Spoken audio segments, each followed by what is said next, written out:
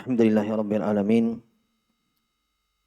wal aqibatu lil muttaqin wa la udwana illa 'alal zalimin.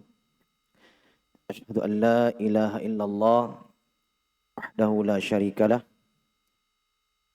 wa asyhadu anna Muhammadan abduhu wa rasuluh. Allahumma shalli wa sallim wa barik ala nabiyyina Muhammadin wa ala alihi wa ashabihi wa man tabi'ahum bi ihsanin ila yaumiddin, amma ba'd. Al-ikhwan wal akhwat rahimani wa rahimakumullah. Alhamdulillah, kita bersyukur kepada Allah Subhanahu wa taala. Pada malam hari ini kembali kita lanjutkan kajian kita mengkaji Fiqhul Asmaul Husna yang kita ambil dari kitab Asy-Syaikh Abdul Razzaq hafizahullahu taala, yaitu Fiqhul Asmaul Husna. Kita masih di dalam mengurai nama Allah Subhanahu wa taala Ar-Raziq, Ar-Razzaq, Ar-Raziq dan Ar-Razzaq. Artinya Allah Subhanahu wa taala Maha memberikan rezeki. Maha memberikan rezeki. Dan kita sudah sebutkan beberapa fawaid yang terkait dengan nama ini. Syekh sebutkan di sini apa yang telah berlalu, bahwa nama Allah Ar-Raziq atau Ar-Razzaq, bahwa Allah Subhanahu wa taala memberikan rezeki, itu disebutkan dalam Al-Qur'an fi maqamain, dalam dua konteks penyebutan, dalam dua kedudukan. Maksudnya ketika disebutkan bahwa Allah memberi rezeki, baik itu dengan kata kerja yarzuku, memberi rezeki, atau dengan menyebutkan namanya Ar-Razzaq, Allah Maha memberi rezeki, itu dalam Al-Quran tidak lepas dari dua keadaan. Disebutkan dengan maqamain, dua kedudukan. Yang pertama, maqamu tafaddul wal imtinan. Saya jelaskan di sini maqam tafaddul wal imtinan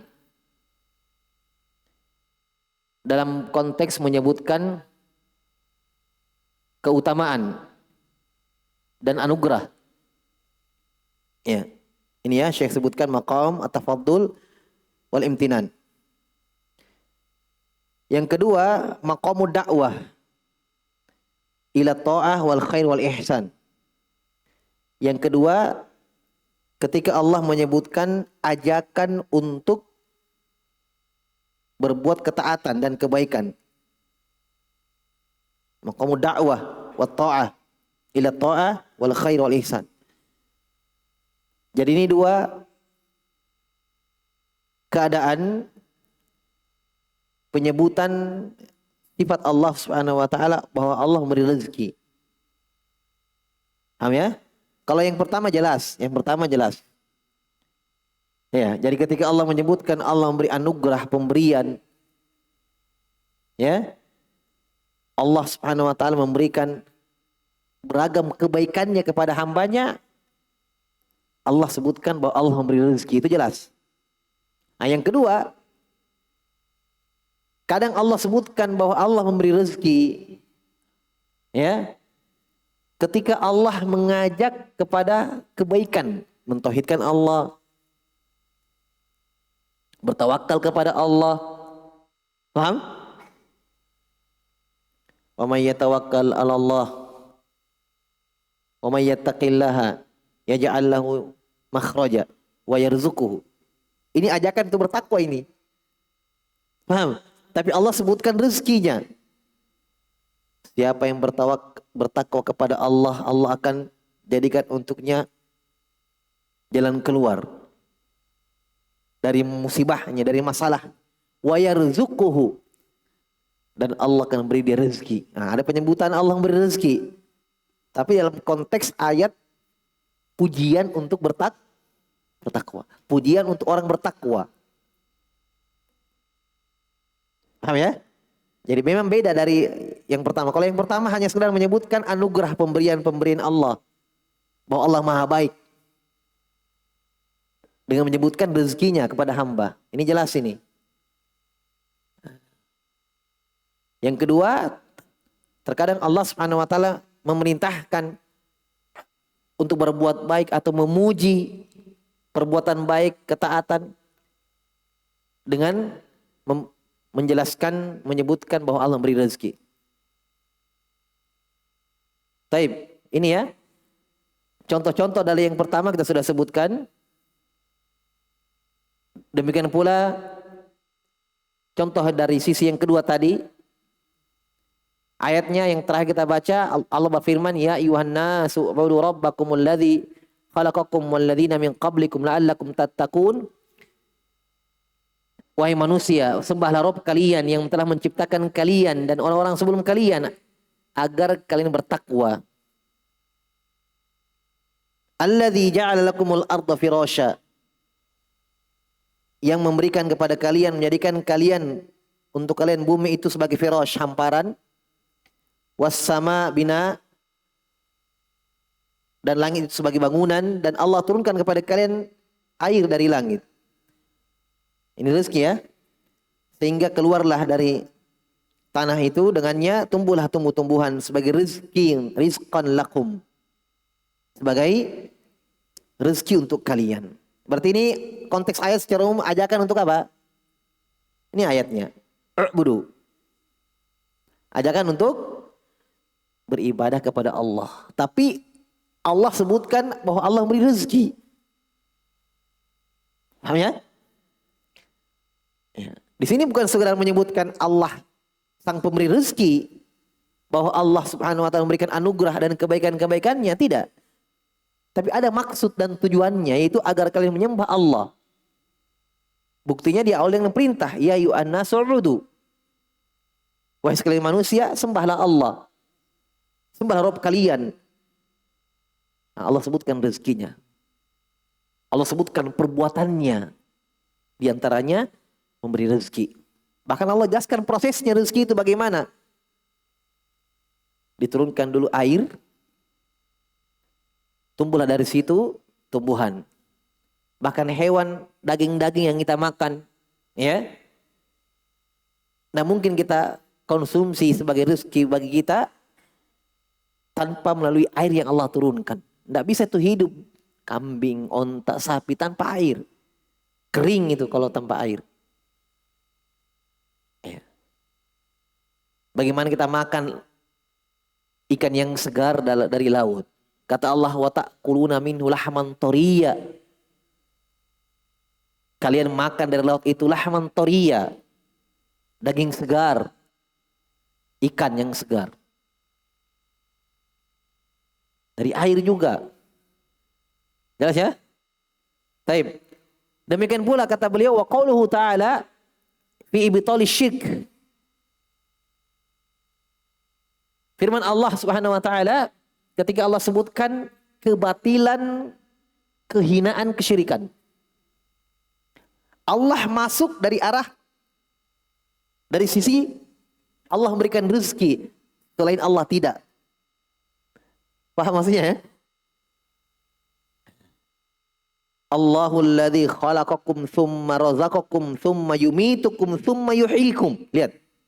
Dialah Allah yang menciptakan kalian kemudian memberikan kalian rezeki. Ada ya? Ada. Tapi Allah tidak datangkan dalam bentuk nama, tapi Allah datangkan dalam bentuk kata kerja bahwa Allah memberi rezeki. Tsumma yumitukum, kemudian Allah mewafatkan kalian. Tsumma yuhyikum, kemudian setelah itu Allah hidupkan kembali, kebangkitan. Lihat. Hal min syurakaikum may yaf'alu min dzalikum min syai'. Adakah dari sembahan-sembahan kalian, sekutu-sekutu kalian yang bisa melakukan itu tadi semua? Memberi rezeki kepada manusia. memberi manfaat kepada manusia? Ada yang bisa? Paham ya? Jadi Allah dalam konteks ayat ini secara umum Allah sebutkan kebatilan, kelemahan, ya, sembahan orang musyrikin dan kebatilan kesyirikan. Tapi dalam bentuk menyebutkan satu perbuatan yang mereka tidak bisa. Yang Allah bisa. Memberikan rezeki. Paham ya? Masya Allah, ini ayat mungkin sering kita lewati. Sering kita baca, dengarkan. Kalau kita pikir, oh iya. Berarti luar biasa ini sifat memberi rezeki ini. Sampai-sampai Allah menyebutkan kelemahan sembahan orang musyrikin dari sisi bahwa mereka tidak bisa memberikan rezeki. Justru mereka lah yang diberi rezeki oleh Allah. Siapa? Wali-wali yang mereka anggap wali, bahkan para nabi yang mereka ibadahi, mereka sembah, mereka besarkan, Allah yang beri rezeki pada mereka. Ketika Allah menyebutkan tentang Maryam dan ibunya Isa, kana ya'kulani ta'am dalam Al-Quran, adalah mereka berdua manusia biasa yang makan makanan. Kana ya'kulani ta'am. Sampai Allah sebutkan seperti itu. Itu rezeki yang Allah berikan kepada mereka, bahwa mereka makan makanan. Kana ya'kulani ta'am. Ketika Allah menyebutkan bantahan kepada orang Nasrani menyembah Maryam, menyembah Isa, kata Allah, ya kana ya'kulani ta'am. Mereka berdua itu makan makanan. Berarti butuh sesuatu demi keberlangsungan hidup mereka. Allah yang berikan. Jelas ya? Makanya Allah sebutkan tentang rezeki ini. Kata Allah Subhanahu wa ta'ala amma yusyrikun. Maha suci Allah dari apa yang mereka persekutukan Allah dengannya. Wa qauluhu ta'ala, ya ayuhan nasu dzkuru ni'matallahi 'alaikum. Wahai sekalian manusia, ingatlah nikmat Allah atas kalian. Hal min khaliqin ghairullahi yarzuqukum minas sama'i wal ard. Apakah ada pencipta selain Allah yang, lihat, yarzuqukum, ada lagi, yang bisa memberi kalian rezeki dari langit dan bumi? Ada selain Allah? Paham ya? Berarti ini hujah yang kuat. Sifat dan sifat-sifat Allah yang mulia, yang agung. Karena dari sifat ini Allah Subhanahu wa ta'ala menyebutkan kelemahan dan kebatilan sembahan selain Allah. Rezeki, memberikan rezeki.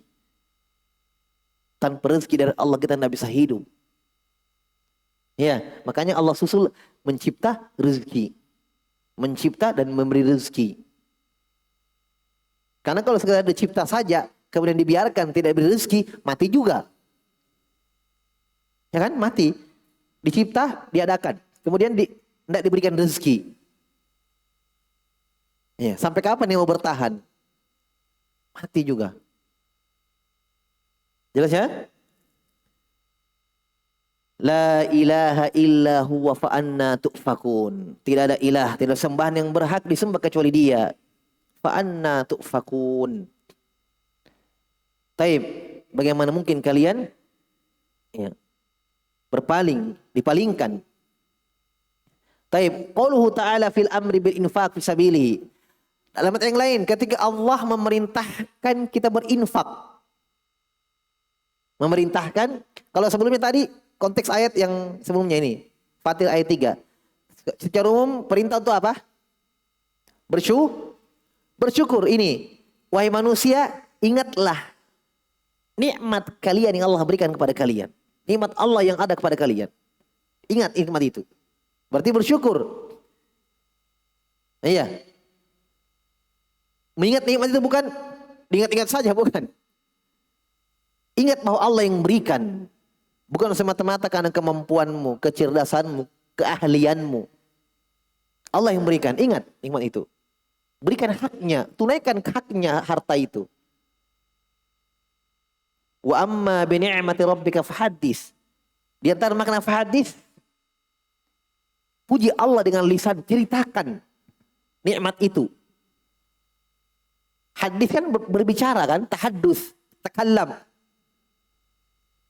Nikmat Allah, adapun nikmat Rabb Muhammad, berbicaralah dengan nikmat itu. Maksudnya apa? Alhamdulillah, puji Allah dengan itu. Itu makna kesyukuran. Ya kan, kesyukuran kan 3 unsur. Tidak dikatakan seorang bersyukur kecuali dengan 3 unsur. Lisannya, hatinya meyakini bahwa itu dari Allah, dan dia manfaatkan nikmat itu di jalan Allah dengan auto tubuhnya, ibadah kepada Allah. Taib, sudah. Berikutnya, contoh lain, Allah sebutkan rezeki ketika Allah menganjurkan, memerintahkan untuk berinfak di jalan Allah, bersedekah. Ya ayyuhalladzina amanu anfiqu mimma razaqnakum min qabli an ya'tiya yaumun la bai'un fihi wala khullatun wala syafa'ah wal kafiruna humudz zalimun. Lihat, wahai orang-orang yang beriman, infakkanlah dari apa-apa razaqnakum. Kata razaqnakum sudah ada pelaku, sudah ada objeknya. Razaqnakum. Na panjang itu Allah. Kami itu Allah. Kalian objeknya yang diberi rezeki. Ini nanya panjangnya ada alif berdiri. Wahai sekalian orang beriman, infakkanlah, sedekahkanlah. Apa? Mimma razaqnakum. Dari apa-apa yang kami berikan rezeki kepada kalian. Berarti sudah ada pemberi rezeki dan sudah ada yang diberi rezeki. Ada pemberi rezeki dan ada yang diberikan. Sebelum datang hari yang tidak ada jual beli lagi di dalamnya. Min qabli ya'tiya yaumun. Sebelum datang hari yang la bai'un, tidak ada jual beli. Tidak ada transaksi lagi. Iya. Kain kafan tidak berkantong. Untuk apa kamu bawa uang ke sana? Untuk apa kamu simpan hartamu? Kain kafan tidak ada kantongnya. Tidak ada jual beli di sana. La bai'. Mau simpan di mana itu harta? Hah? Itu ungkapan ya, bahwa tidak ada jual beli. Ucapan ulama itu, kain kafan tidak ada sakunya untuk menyimpan harta. Habiskan jalan Allah, anfiku, simpan, tabung di jalan Allah. Sebelum datang hari yang tidak ada jual beli lagi di dalamnya, wala khullah, dan tidak ada khullah, cinta mencintai lagi. Terputus nasab, wa taqatta'at bihimul asbab, terputus sebab-sebab. Kata Ibnu Abbas, terputus al-ansab, nasab terputus, tidak ada. Nafsi-nafsi, yauma yafirul mar'u min akhihi, hari tatkala seorang itu lari dari saudaranya. Wa ummi wa abihi, ibu dan bapaknya. Wa sahibati wa bani, lari dari istri dan anak-anaknya. Itu khullah yang diinginkan. Cinta kasih tidak ada lagi. Putus. Paham? Wala syafa'ah, tidak ada lagi syafaat, pertolongan. Paham? Di dunia kita bisa kasih syafaat. Bantu. Ya, ta'awun. Ya kan? Di dunia. Terserah kita kalau kita mau bantu, tidak. Kan begitu. Bebas kita memberi syafaat. Pada hari kiamat tidak bisa. Kecuali dengan izin Allah Subhanahu wa ta'ala. Tidak ada yang bebas-bebas lagi mau tolong saudaranya, mau tolong ininya, itunya, mau bantu. Tidak ada. Wala syafaat. Bukan pada yang secara mutlak syafaat. Ada syafaat, tapi dengan izin Allah Subhanahu wa ta'ala. Tidak bebas lagi seperti di dunia. Bebas menolong, bebas membantu. Siapa pun yang dia mau bantu. Kalau dia tidak mau bantu, dia tidak mau, ya dia tidak lakukan. Sesuka hati dia. Tapi pada yaumul akhirah, pada hari kiamat tidak ada. La syafa'ah. Wal kafiruna humudz zalimun. Orang-orang kafir itu mereka orang yang zalim. Berarti ayat ini konteksnya anjuran untuk infak, sedekah. Tapi Allah sebutkan Allah memberi rezeki. Masya Allah ya. Supaya kita paham bahwa harta yang kita punya itu pemberian Allah. Supaya kita jangan tahan mengeluarkan dari di jalan Allah. Ya, tapi itulah manusia. Wa tuhibbunal mala hubban jamma. Manusia. Tapi kalian kata Allah cinta dengan malan, harta itu hubban jamma. Dengan cinta yang dalam. Cinta yang kuat. Itu tabiat manusia. Sifat aslinya manusia. Kata Nabi Laukan ibn Adam wadiyan. Kalau anak cucu Adam itu manusia punya 2 lembah min zahab dari emas. 2 lembah emas dia punya. Kata Nabi dia akan cari yang ketiga. Tidak ada puasnya. Kecuali kata Nabi tanah masuk ke dalam mulutnya. Sampai dia mati. Alhaakumut takatsur hatta zurtumul maqabir. Telah membinasakan kalian at-takatsur, memperbanyak-banyak, mengumpulkan. Alladzi jama'a mala wa addadahu. Dia mengumpulkan harta dan menghitung-hitung hartanya. Kumpul-kumpul, hitung-hitung. Kumpul-kumpul, hitung-hitung. Yahsabu anna malahu akhladah.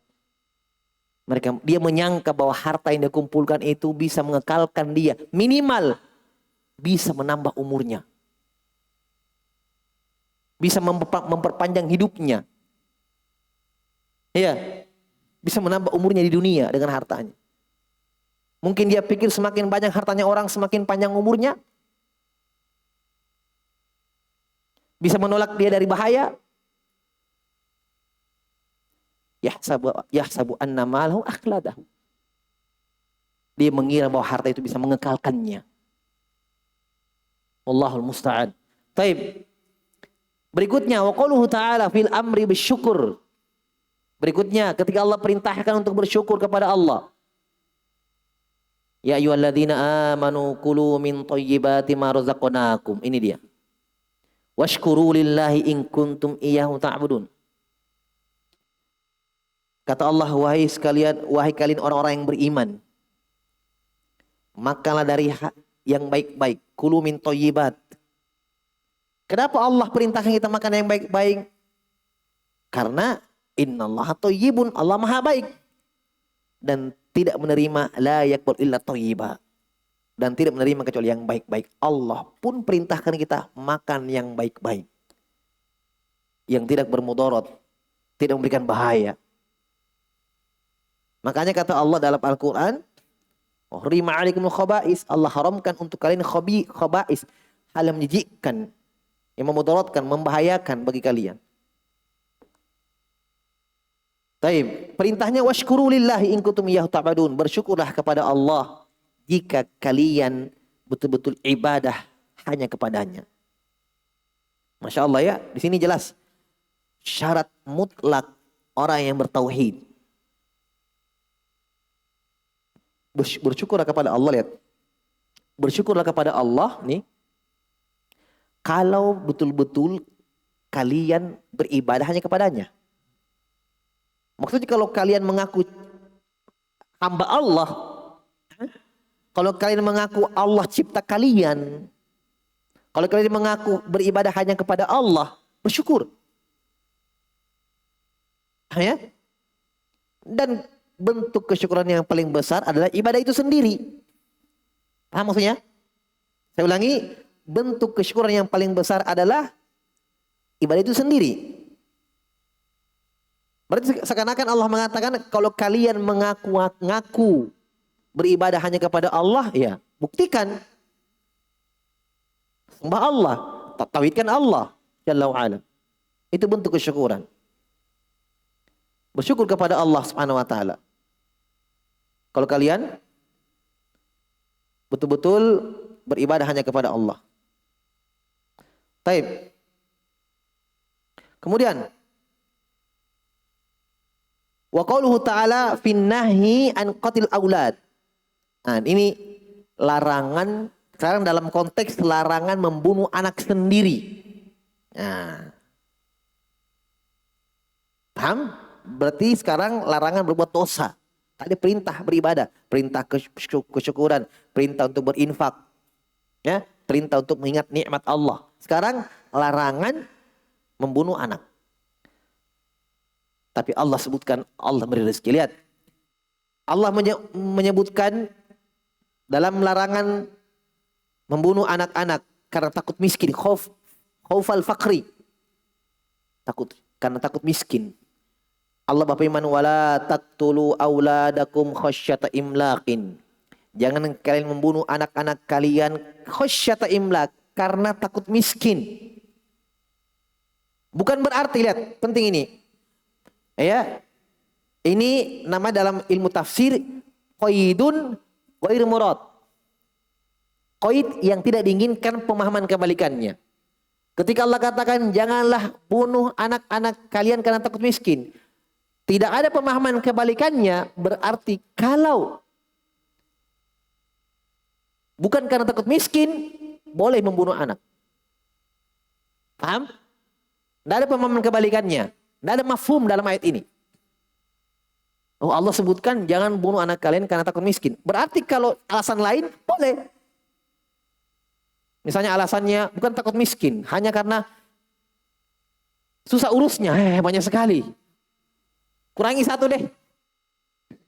Hah? Bukan. Tidak ada diingatkan dalam ayat itu. Hanya Allah sebutkan takut miskin mimbabil aglabiyah, karena hukum kebanyakan. Jadi dipahami? Hukum kebanyakan orang bunuh anak karena takut miskin. Nanti mau makan apa?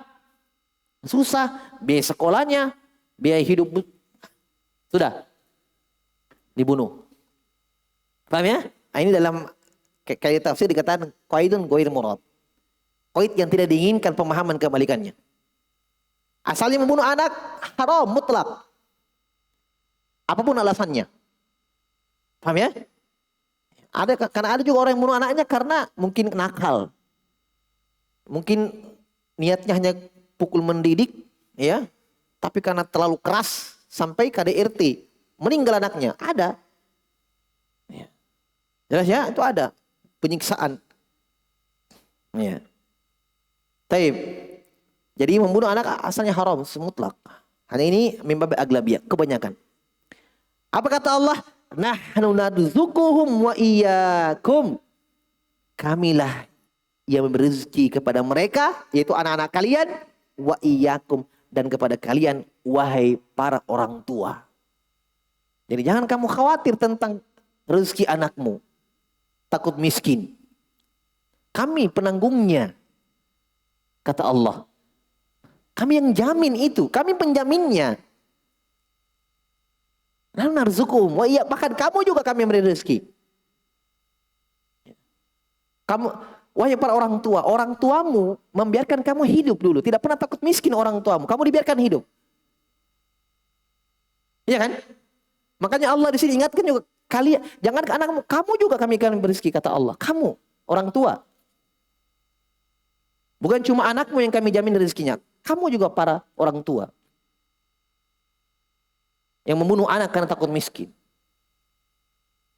Orang tua kalian tidak pernah berpikir seperti itu. Iya, orang tua kalian membiarkan kalian hidup terus. Kenapa kalian berpikir seperti itu kepada anak-anak kalian? Jelas ya? Taib, sudah. Wa qauluhu ta'ala, berikutnya, fi bayani athari luzumi taqwa. Berikutnya, ketika Allah sebutkan tentang asar, pengaruh tentang orang yang berkomitmen dengan ketakwaannya.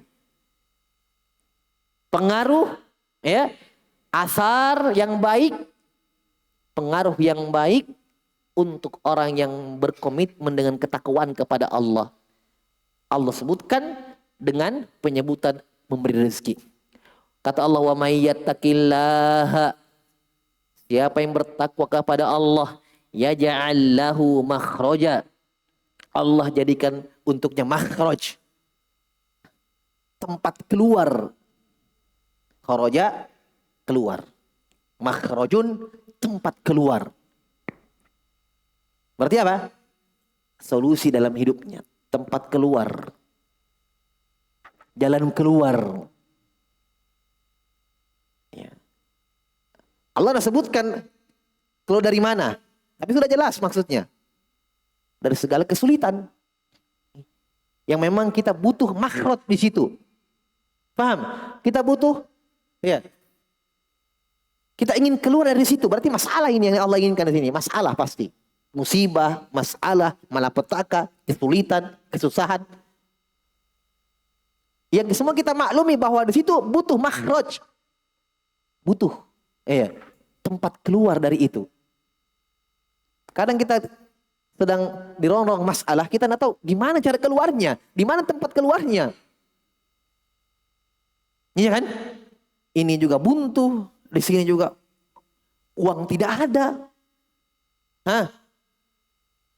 Keluarga sakit, anak sakit, ini mau kemana? Ya kan? Begitu kalau ada musibah begitu, ada masalah. Paling kalau teman datang paling cuma menguatkan, sabar akhi, banyak-banyak berdoa, itu aja. Jazakallah khair. Tapi kita butuh solusi, gimana keluar dari sini? Ini solusinya.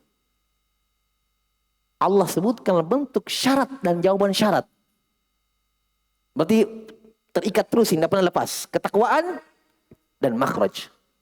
Ketakwaan dan jalan keluar dari musibah, masalah. Itu terikat terus, tidak pernah pisah. Wa may yattaqillaha yaj'al lahu makhraja. Bukan ingin keluar dari masalah dengan masalah. Dan itu yang banyak kita saksikan sebagian orang. Ditimpa masalah, ditimpa musibah, ya, masalah. Cari masalah yang lain. Nama itu menyelesaikan masalah dengan masalah. Cari masalah yang lain. Dengan cara ribawiyah, ya, dengan cara berbuat kejahatan.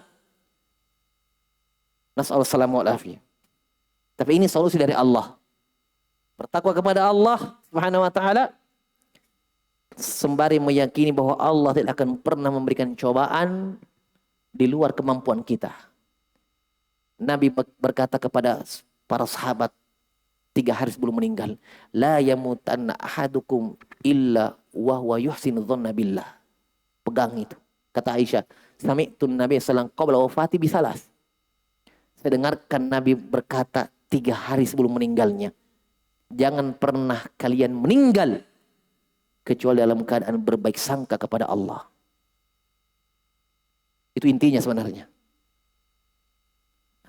Jelas ya? Dapat musibah, yakini. Tidak akan mungkin, ya, musibah ini di luar dari kemampuan saya. Tidak ada ceritanya. La yukallifullahu nafsan illa wus'aha. Taib. Kemudian ini dia syahidnya. Wa yarzuquhu. Makanya maju semua ya. Wa yarzuquhu disukut. Karena jawaban syarat. Wa may yattaqillah. Syaratnya siapa yang bertakwa? Jawabannya yaj'al lahu makhraja. Allah jadikan untuk jalan keluar. Wa yarzuquhu. Dan Allah memberikan dia rezeki min haitsu la yahtasib, dari arah yang dia tidak sangka-sangka. Tiba-tiba datang bantuan dari Allah Subhanahu wa taala. Sudah? Apalagi wa qauluhu ta'ala fi thawabil imani wal amali shalih. Allah sebutkan juga rezekinya dalam konteks penyebutan balasan iman dan amal saleh. Walladzina amanu wa amilus solihati lahum maghfiratu wa rizqun karim. Masya Allah. Berarti rezeki Allah di akhirat, bukan di dunia ini sekarang. Karena kata Allah, dan orang-orang yang beriman dan beramal soleh, lahum maghfiratun, untuk mereka ampunan Allah di dunia, wa rizqun karim, dan rezeki yang melimpah, yang mulia. Sebagai al-tafsir menyebutkan rizqun karim, jannah, surga Allah. Itulah rizqun karim. Selamat dari siksaan Allah, rizqun karim. Masuk surga tanpa hisab, bahkan rizqun karim. Rezeki yang mulia dari Allah. Bukan sekedar rezeki saja, tapi rezeki karim yang mulia dari Allah Subhanahu wa taala. Taib. Ini balasan bagi orang yang beriman dan beramal saleh. Allah sebutkan ya bahwa Allah memberikan rezeki kepada mereka. Ya. Kata Allah, wa fis samaa'i rizqukum wa ma tu'adun, dan di atas langit ada rezeki untuk kalian. Sebagian ahli tafsir menyebutkan wa fis samaa'i rizqukum, yakni al jannah. Di atas langit rezeki untuk kalian Allah simpankan. Wa fis samaa'i rizqukum, di langit rezeki kalian, itu surga Allah Subhanahu wa taala. Wa qauluhu ta'ala fi dhammi man qala alaihi bila ilm fi babil halal wal haram. Sekarang contoh lain, Allah sebutkan bahwa Allah pemberi rezeki. Sekarang dalam konteks ketika menyebutkan celaan, hinaan bagi orang yang berucap dalam agama Allah tanpa ilmu. Ya, dalam perkara halal dan haram. Apa hukumnya ini? Halal. Apa hukumnya ini? Haram. Ya, tidak ada ilmunya. Pokoknya haram, haram, halal, halal, haram, haram. Ya, jawab sembarang. Ya, berdusta sama Allah. Wala taqulu lima tasifu alsinatukumul kadhiba hadza halal wa hadza haram. Jangan kamu sifatkan, kamu sebutkan dengan lisan kalian ini halal, ini haram tanpa ilmu, berdusta sama Allah. Allah sebutkan di sini, kata Allah, qul. Lihat. Man harrama zinatallahi allati akhraja li'ibadihi wat thayyibati minar rizq. Lihat, siapa yang haramkan? Lihat. Jadi ini Allah sebutkan celaan bagi orang yang mengharamkan apa yang Allah halalkan. Halal sebenarnya, tapi dia haramkan. Ada ilmunya. Ada yang begini ya. Ini dari bentuk sikap ekstrim. Nah, makanya ketika Islam datang, apa-apa yang diharamkan oleh orang-orang jahiliyah, Islam datang menghalalkannya. Kadang sebaliknya, apa-apa yang mereka halalkan, diharamkan. Diharamkan. Ya. Karena memang umat-umat terdahulu antara kutub ekstrim atau menyepelekan di dalam agama, itu saja. Tidak ada yang ketiga mereka. Pokoknya kalau bukan ekstrim mereka, orang jahiliyah, maka menyepelekan. Maka Islam datang di tengah-tengah. Wa kadzalika ja'alnakum ummatan wasata. Kami jadikan kalian Islam itu pertengahan. Makanya terkadang ada yang dihalalkan bagi mereka, kita haramkan. Ya. Sebagian orang jahiliyah mengharamkan hal-hal yang thayyibat dalam Islam yang dihalalkan. Mereka haramkan itu. Makan daging, makan ini. Haram mereka. Ada ya? Tidak mau makan daging-daging yang disembelih, yang hewan-hewan yang dipotong. Sampai ada yang menganggap itu dari saudara kita juga, kasihan. Ekstrim ini. Ya kan? Islam halalkan. Tapi saking pertengahannya Islam, ketika disembelih hewan itu dengan cara yang baik. Halal dagingnya. Nah, jelas ya? Baik. Kata Allah, siapa yang haramkan perhiasan? Man harrama zinatallahi allati akhraja li ibadihi. Siapa yang haramkan itu perhiasan untuk kalian dari Allah? Siapa yang haramkan itu? Yang Allah keluarkan perhiasan untuk kalian, untuk hamba-hambanya. Wat thayyibat, dan yang baik-baik itu thayyibat. Minar rizq, dan itu rezeki dari Allah. Siapa yang haramkan?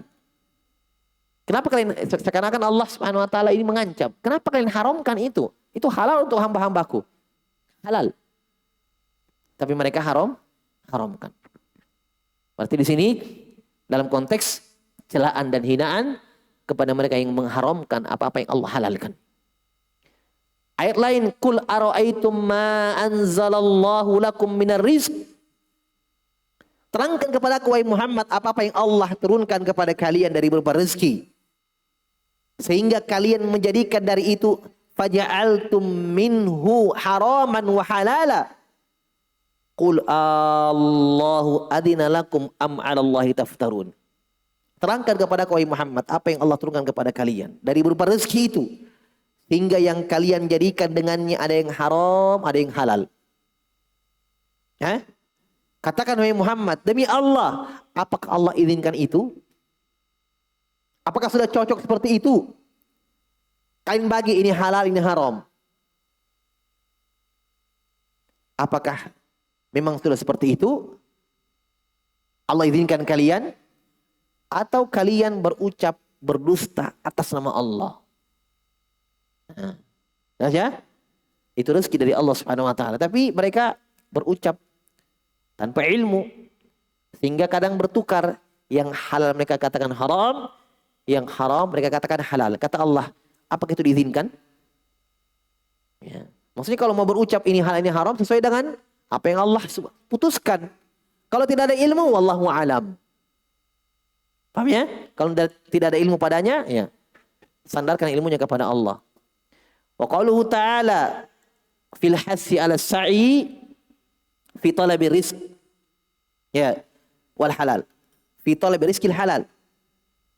Allah sebutkan juga bahwa Allah memberi rezeki ketika menyebutkan anjuran untuk berusaha, bekerja, mencari rezeki yang halal. Masya Allah. Jadi Allah sebutkan konteks ayat dalam konteks menyebutkan anjuran bekerja, berusaha, mencari rezeki yang halal. Allah sebutkan Allah memberi rezeki. Kata Allah, famshu fi manakibiha wa kulu min rizkihi wa ilaihin nusyur. Kata Allah, famshu, berjalanlah, bertebaranlah kalian fi manakibiha, di sudut-sudut bumi. Maksudnya silahkan berpencar-pencar cari rezeki. Dibolehkan, subhanallah. Tapi famshu itu apa? Jalan. Silahkan buka kamus. Masya, jalan. Tamasya, jalan-jalan. Bahasa Indonesia ya? Ambil bahasa Arab. Tamasya itu jalan-jalan. Jalan. Tapi ketika Allah sebutkan tentang akhirat, sini kan jalanlah di sudut-sudut bumi untuk apa? Cari rezeki. Allah katakan jalan, santai. Tapi ketika Allah sebutkan untuk akhirat, Allah katakan lari kencang.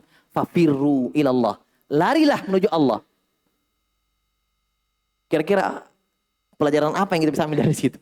Kalau dunia untuk rezeki, jalan, santai. Tenang. Ketika mengejar akhirat, kata Allah, fafirru ilallah. Berlarilah menuju Allah. Bukan dibalik. Kalau rezeki dunia tentang harta, lari kencang. Gas. Tapi akhirat,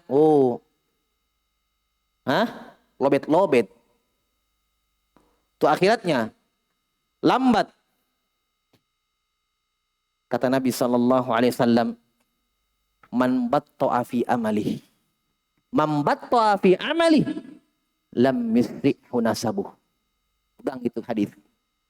Siapa yang lambat dalam beramal, lambat dalam amalannya, malas-malasan dalam amalannya, malas, ogah-ogahan dengan amalannya, lambat, maka tidak akan mungkin dipercepat dengan nasabnya. Mambattu fi amali lam yusihhu nasabuh. Siapa yang lambat dengan amalannya, tidak akan dipercepat dengan nasabnya. Yang lambat memang, siapa yang mempercepat? Dia sendiri dengan pilihan dia. Paham maksudnya itu sabda Nabi? Ya kalau lambat amalannya, ya lambat. Sudah, selesai.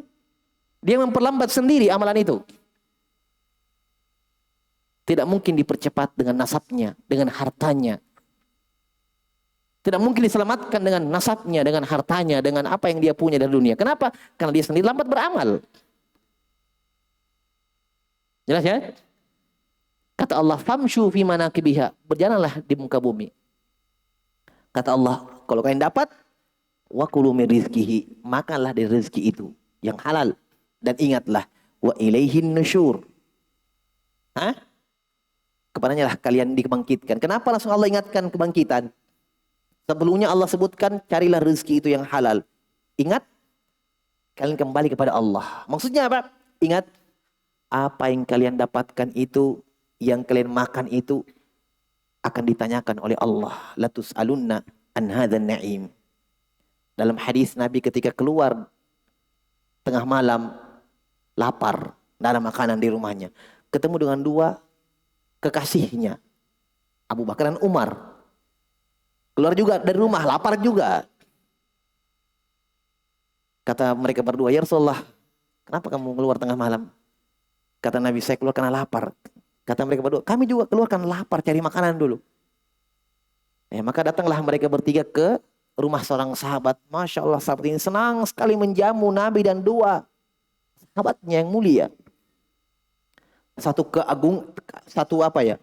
keistimewaan bagi dia sendiri, menjamu Nabi dan dua sahabatnya. Makan mereka sampai kenyang. Setelah kenyang, Nabi katakan, la tus'alunna an hadzal na'im yaumal qiyamah. Kita akan ditanya dengan apa yang kita makan pada malam hari ini, pada hari kiamat. Makanya Allah ingatkan di sini, setelah cari rezeki, makan, silahkan. Fakulu min rizkihi, ingat. Wa ilaihi nusyur. Kembali kepada Allah nanti, ditanya dengan rezeki itu, dari mana kamu dapatkan? Di mana kamu habiskan? Baik. Kita ajukan dulu insyaallah taala. Masih ada beberapa fawaid tentang ini, kita akhirkan penyebutannya, wallahu alam.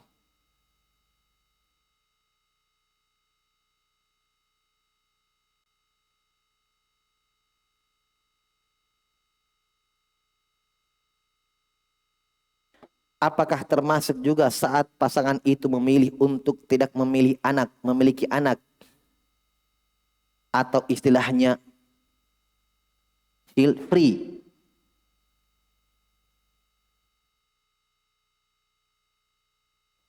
Ya. Salah satu hikmah pernikahan itu tidak boleh ya. Salah satu hikmah pernikahan, salah satu hikmah pernikahan, bukan cuma ini hikmah pernikahan, tapi salah satu hikmahnya adalah untuk memperbanyak keturunan. Untuk memiliki keturunan. Kata Nabi, tazawwajul wadudal walud. Nikahilah perempuan yang pengasih dan subur. Ya. Karena saya berbangga-bangga pada hari kiamat nanti umatku banyak. Fa inni mukatsirun bikumul umam yaumal qiyamah. Karena saya senang. Berarti kalau kita menikah, ya, kita buat anak, itu kita membantu Nabi SAW memperbanyak umatnya. Nabi senang dengan itu, makanya Nabi anjurkan kita mencari perempuan yang bisa melahirkan. Paham maksudnya? Maka tidak boleh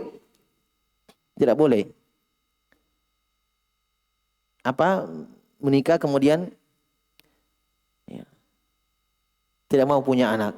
Makanya fatwa-fatwa ulama itu dalam menutup kandungan itu tidak boleh. Adapun kalau sementara, ya, untuk mengatur jaraknya boleh. Bukan menutup kandungannya untuk tidak mau lagi punya anak. Itu haram. Semua fatwa ulama ahli sunnah dalam hal ini mengharamkan itu. Tidak boleh. Tutup kandungan istilahnya, ya. Tidak boleh punya anak. Apalagi slogan orang kafir, 2 anak cukup. Ya. Ya 2 saya cukup, apalagi lebih. Ini kan begitu. Itu dari orang kafir, ya. Karena mereka tidak mau untuk kaum muslimin banyak. Jadi ada programnya, 2 aja cukup. Taib. Kalau membatasi jaraknya boleh sementara. Ya. Makanya tidak diperbolehkan ya menikah tidak mau punya anak. Subhanallah, ada orang yang menikah ingin punya anak tapi tidak diberi anak. Ini lain juga pikirannya. Hah? Ada orang sampai berobat sana sini. Iya kan? Sampai ke luar negeri untuk dihabiskan hartanya untuk mendapatkan keturunan. Dia tidak mau dia punya anak. Allahul musta'an. Apa hukum menutup kandungan? Sama, sudah tadi jelaskan. Belum ditanya sudah. Bertobat. Kalau bertobat dari dosa mencuri atau korupsi, juga hartanya jadi milik si pencuri, seperti pelaku riba yang bertobat dari ribanya.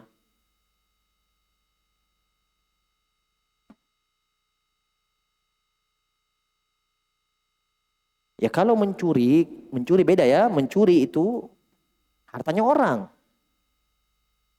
Ya, hartanya orang. Walaupun memang riba juga kita katakan harta orang, tapi dari sisi arahnya riba itu ya memang dari uangnya dia. Tapi dari sisi hukum syariat haram untuk dia manfaatkan. Beda mencuri, mencuri punya orang diambil. Ini dikembalikan ketika dia bertobat. Paham ya? Nah, adapun riba, beda. Riba kalau dia tahu sebelum dia mengetahui sebelumnya ini tidak boleh, tapi dia terus bekerja di situ karena mungkin belum sanggup dia hijrah dari situ atau resign dari situ, tapi dia tahu hukumnya tidak boleh. Maka ketika dia diberi taufik oleh Allah untuk taubat, maka harta yang dari hasil riba itu tidak boleh dimanfaatkan. Kenapa?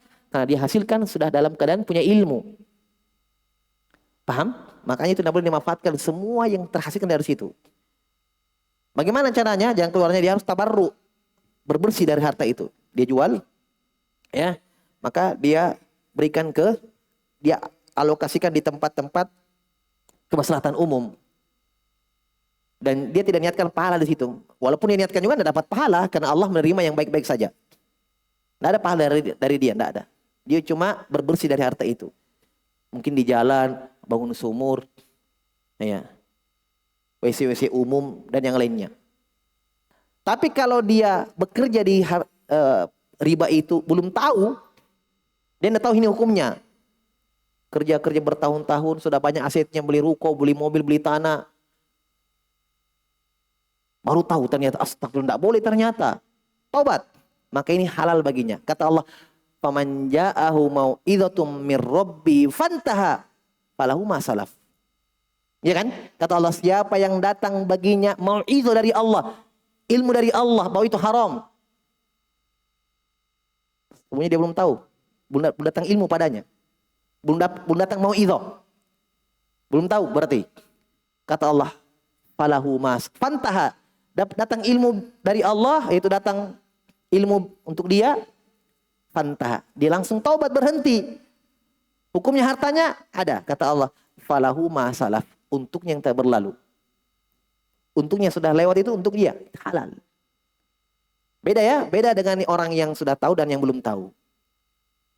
Paham? Tapi kalau mencuri kembalikan. Kembalikan. Nih, kepada yang berhak yang memilikinya. Ya Allah alam. Sudah ya, sudah. Apakah makan darah dan makan babi sama tingkatan haramnya karena Allah gandengkan keduanya?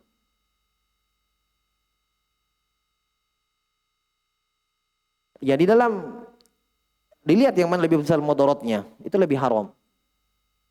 Dan kalau segala digandengkan itu tidak semua penggandengan itu berurut, tidak semua. Bahkan dalam usul fikih dalam masalah tartib itu istinbat yang dhaif ketika kita mengambil urutan-urutan sesuai dengan urutan yang ada dalam ayat. Itu tidak mesti seperti itu. Terkadang ada bentuknya urutan tapi bukan urutan. Bebas memilih. Ya. Seperti misalnya saya contohkan, innamas shadaqatu lil fuqara'i wal masakina wal amilina 'alaiha wal mu'allafati qulubun dan seterusnya. Ini sasaran zakat. Allah sebutkan berurut. Tapi di sini kata para ulama, Allah sebutkan ini bukan walaupun berurut tapi hukumnya boleh kita memilih. Misalnya ada fakir, ada miskin, ada mu'allaf, ada amil. Saya mau zakat, saya bebas memilih. Paham? Ada fakir, ada miskin, ada amil, ada mu'allaf. Bebas saya pilih yang mana saya mau kasih zakat saya. Walaupun dalam ayat berurutan. Kalau kita mengambil istimat berurut berarti harus cari fakir dulu. Kalau ada fakir baru miskin. Kalau ada miskin baru amil. Tidak diambil pendalilan dari urutannya. Bisa dipahami ya? Ya tidak selamanya berurut itu ada ilmu di situ tentang urutan. Adapun darah dan babi wallahu alam yang mana yang lebih haram. Yang jelas dua-duanya haram. Orang boleh bernama dengan nama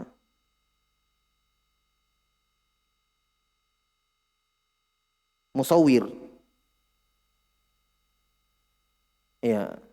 Zahirnya dia khusus nama Allah. Dia boleh bernama dengan Abdul Musawwir.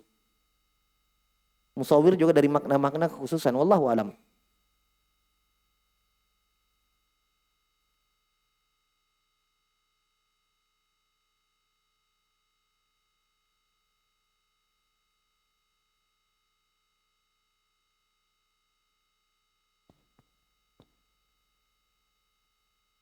Baik, Allah alam ya. Cukup dulu. Naktabi hadza qadar. Subhanallah wa bihamdihi asyhadu an la ilaha illa anta astaghfiruka wa atubu ilaik.